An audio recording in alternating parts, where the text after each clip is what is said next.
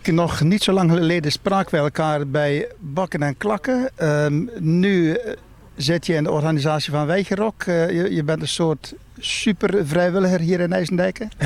Ja, zo zou je het kunnen noemen, ja. Je moet een beetje bezig blijven naar je vrije tijd, zullen we maar zeggen. Je moet bezig blijven naar je vrije tijd, maar dan kun je hier je ei wel kwijt. Want Bakken en Klakken, dat is een dagwerk, denk ik. Maar hier ben je wel iets langer bezig. Ja, nee, zeker. Bakken en Klakken, dat steken we uiteindelijk niet super veel tijd in. Hier zijn we echt een heel jaar mee bezig.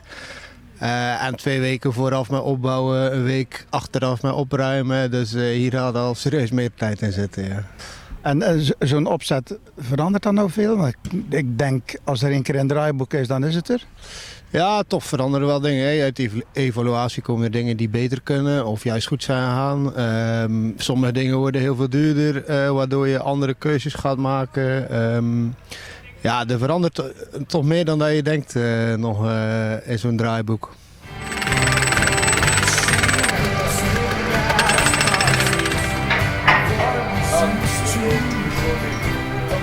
Ik sta hier naast Stan. Stan is vrijwilliger bij de opbouw van WeitjeRock. Of ben je ook vrijwilliger tijdens het festival zelf, Stan? Tijdens het festival zelf ga ik gewoon als bezoeker.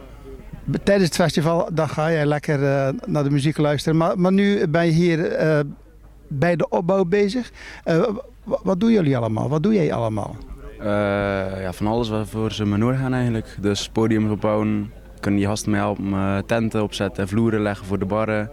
Ja, van alles. Heel veel, heel divers. Heel divers. En om hoe laat vanochtend ben je begonnen? We beginnen elke ochtend om 9 uur. Nee, wel begin je met koffie drinken, even uitleggen. En ja, een paar keer per dag koffie drinken. Pauze is ook belangrijk. En dan werken we door tot 1 uur of 5. Dan hebben we rust. En rond 7 uur is de avondploeg. En dan, ja. Het is bijna een continu dienst. Vrijdag zijn we begonnen met hier de backstage tent. Dat was de eerste die erop stond. En sinds toen is het eigenlijk heel snel gaan. Er komt alles aan. De tenten komen aan. Gisteren is het podium aangekomen, die staat helemaal op. De banners er rond zijn gisteren opgezet. En alle bars en tenten en vloeren zijn allemaal, ja.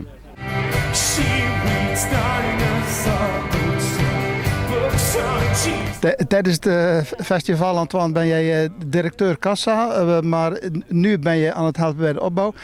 Jij bent al vrij lang vrijwilliger.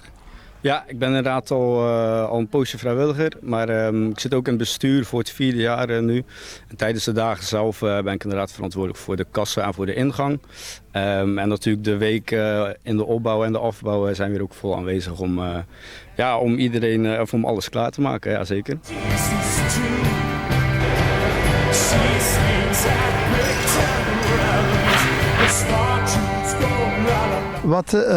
Wat zijn jullie aan het doen? Wij zijn bedankjes aan het maken voor de artiesten. Die krijgen altijd een bedankje dat ze bij ons op de wei willen spelen. Voor alle artiesten. Hoeveel artiesten zijn er dit jaar ongeveer? We zijn 30 zakjes aan het maken, dus dat zullen een stuk of 30 artiesten zijn.